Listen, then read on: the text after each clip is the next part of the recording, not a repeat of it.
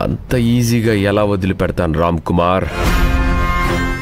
ఏం చేస్తానో ఎలా చేస్తానో జస్ట్ చూస్తూ ఉండు. ఇప్పుడు నువ్వు ఏం చేయాలో అన్నది ప్లాన్ ఆఫ్ యాక్షన్ చెప్తాను.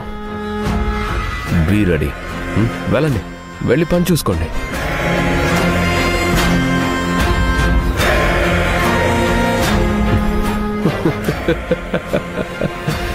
శివగామి, ఇంకా నీ జుట్టు నా చేతుల్లోనే ఉంది.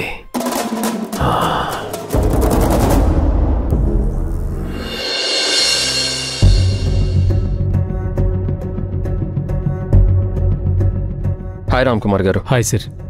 మీరు అడిగిన బ్యాంక్ స్టేట్మెంట్స్.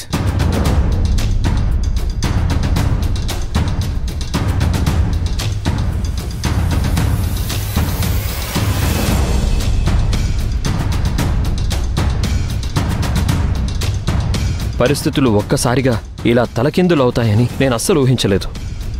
శివగామి కనీసం బ్యాంక్ బ్యాలెన్స్ కూడా ఉంచకుండా ఎలా మొత్తం ఇచ్చేస్తుంది? అదే నాకు అర్థం కావడం లేదు సార్. ఇంత బ్లైండ్గా నిర్ణయం ఎలా తీసుకున్నారో తెలియట్లేదు సార్. ఎంత బ్రెయిన్లెస్గా ఆలోచించిందో అర్థం కావడం లేదు. చూడండి, ఇప్పుడు క్లియర్ చేయాల్సిన బిల్లులు ఎన్నున్నాయి?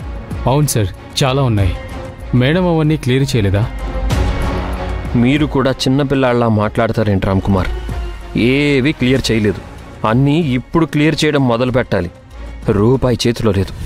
తను చిద్విలాసం చిందిస్తూ సర్వసంగ పరిత్యాగిలాగా తను చాలా గొప్పగా త్యాగం చేశాననుకుంటుంది.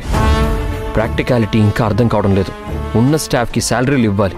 కొన్ని ఈఎంఐలు ఉన్నాయి, కంపెనీ రిలేటెడ్ ఈఎంఐలు ఉన్నాయి. అవి కంపెనీనే కట్టుకోవాలి కదా సార్. శిశిరాకి చెప్పుండాలి కదా మేడం. చెప్పి ఉంటుందని నేను అనుకోవడం లేదు. అసలు ఆ ఆలోచనే శివగామికి వచ్చి ఉండదు.